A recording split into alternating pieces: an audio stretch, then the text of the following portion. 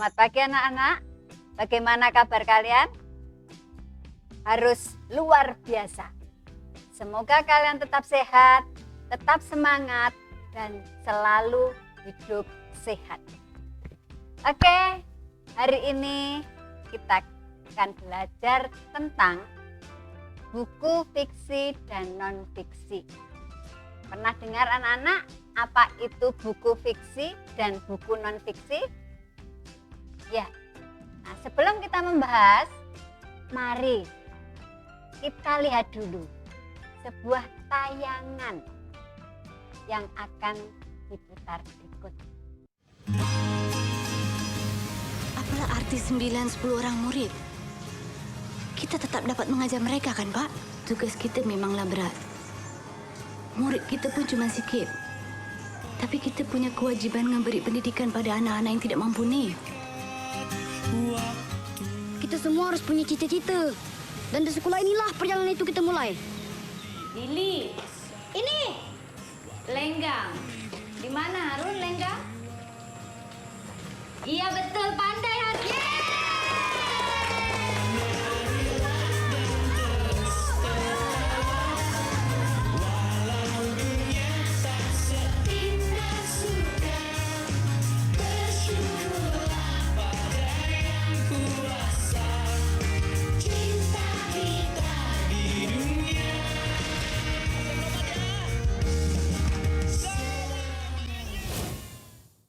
Nah, anak-anak, bagaimana?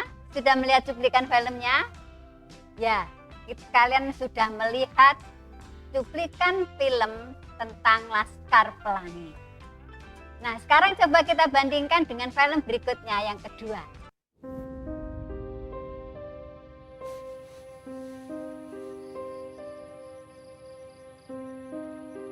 Ainun, Apa?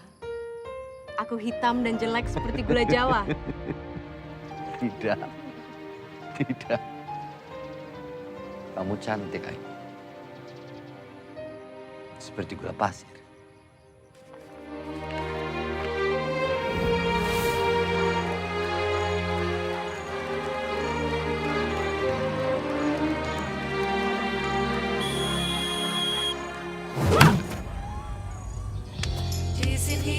Di sini, betapa engkau di sini. Hanya diriku.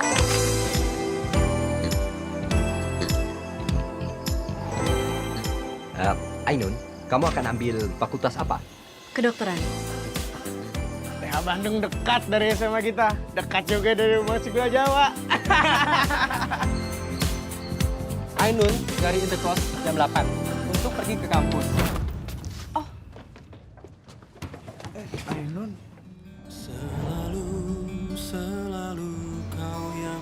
Eyang dan Eyang Putri, satu frekuensi. Berbeda bidang, tapi kita satu jalan. Kita dalam buku yang sama, tapi halaman yang berbeda. Suatu hari, kita akan bertemu di dimensi yang berbeda. Terima kasih, Ainun.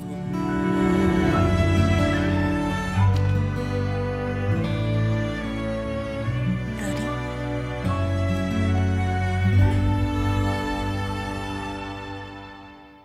Bagaimana anak-anak? Sudah menontonnya? Ya, film yang kedua, cuplikan film yang kedua adalah berjudul Habibie dan Ainun. Sekarang apa perbedaan dari film pertama dan yang kedua? Yang tadi film fiksi dan yang kedua adalah film non fiksi. Apa sih maksudnya? Kalau hari ini kita akan belajar buku fiksi dan non fiksi, maka film yang sudah kalian lihat tadi ada dalam buku, ya, sudah dibukukan. Nah, sekarang coba kita perhatikan bukunya bagaimana. Ya. Ini adalah judul buku film non fiksi, yaitu Laskar Pelangi. Next. Kemudian yang kedua adalah buku yang menggambarkan tentang kisah B.J. Habibie. Ya. Berikut. Nah, sekarang apa perbedaan buku fiksi dan non-fiksi itu? Ada yang bisa jawab? Iya, betul sekali. Nah, buku non-fiksi ya adalah buku yang menceritakan seseorang atau orang lain berdasarkan kenyataan. Nah, tadi dalam film B.J. Habibie tadi itu adalah kenyataan kisah B.J. Habibie dengan Ibu Ainun. Itu non-fiksi. Sedangkan buku fiksinya adalah sebuah cerita fiksi, penggambaran secara khayalan. Ya.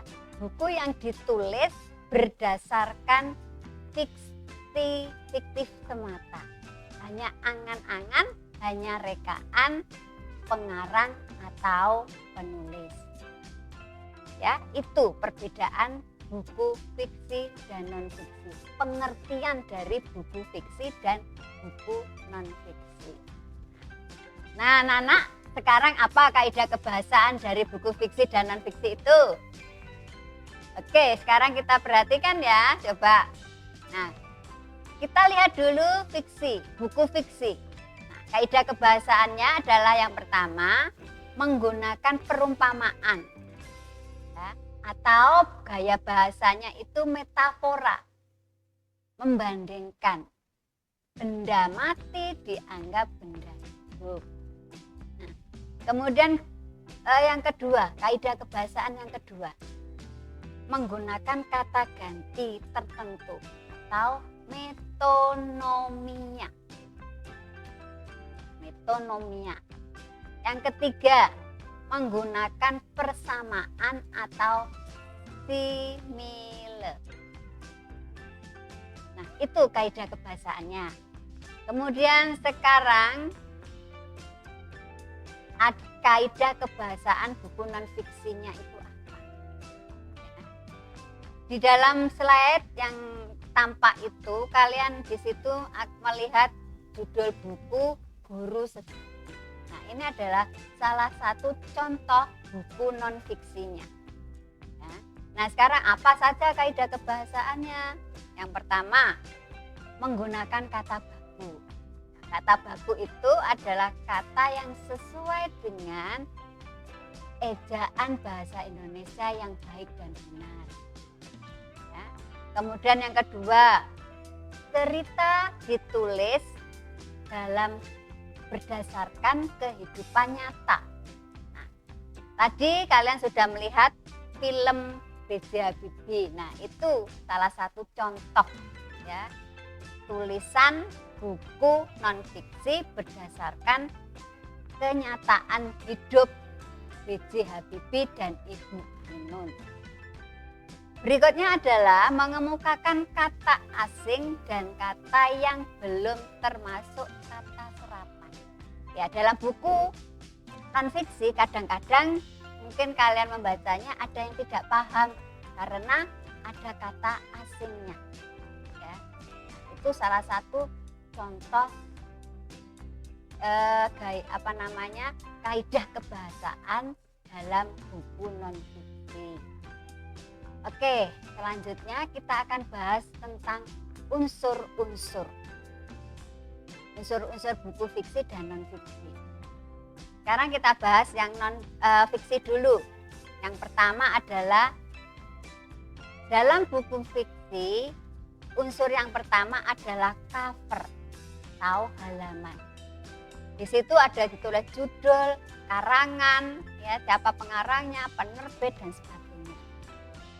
Kemudian yang kedua adalah rincian bab dan subbab.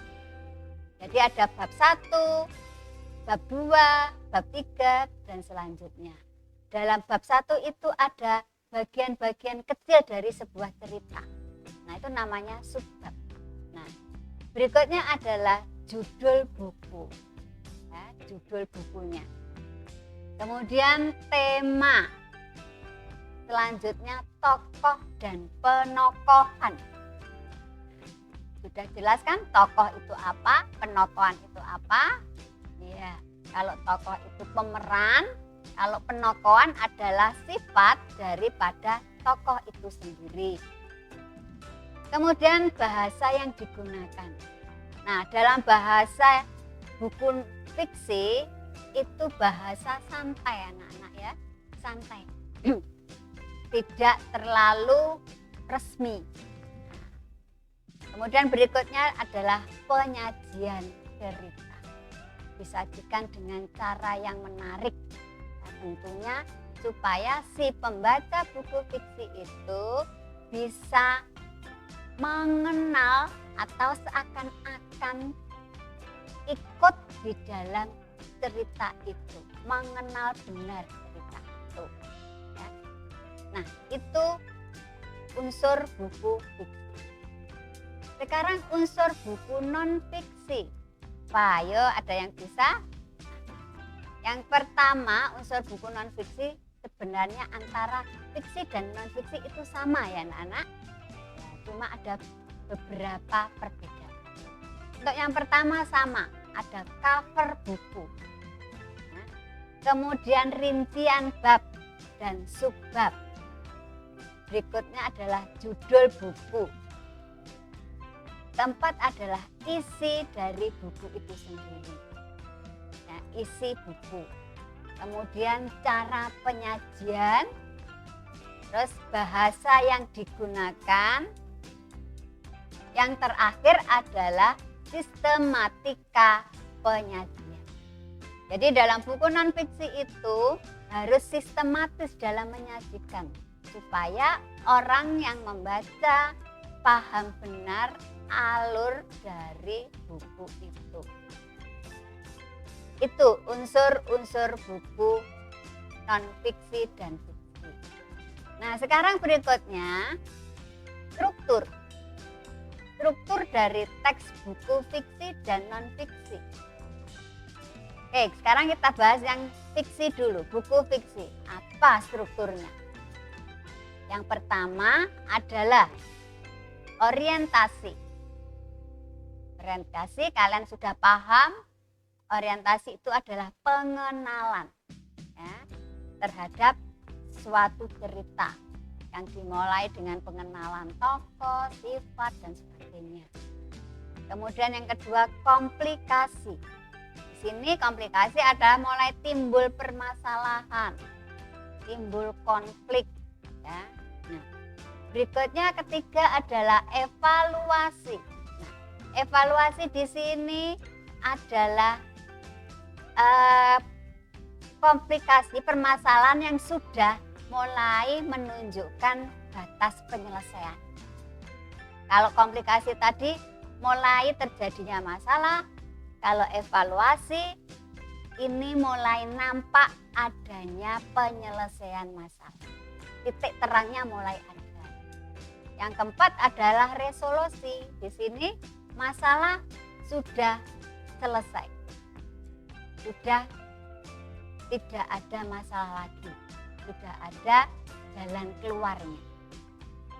Yang kelima adalah koda.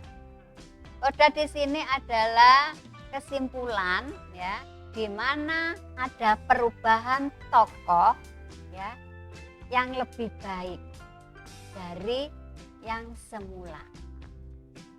Nah, itu anak-anak dari buku fiksi. Sekarang unsur buku non fiksinya apa saja ya? Unsur buku non fiksi yang pertama adalah pendahuluan.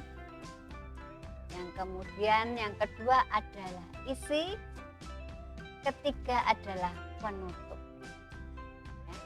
Jadi itu anak-anak struktur dari buku fiksi dan non fiksi.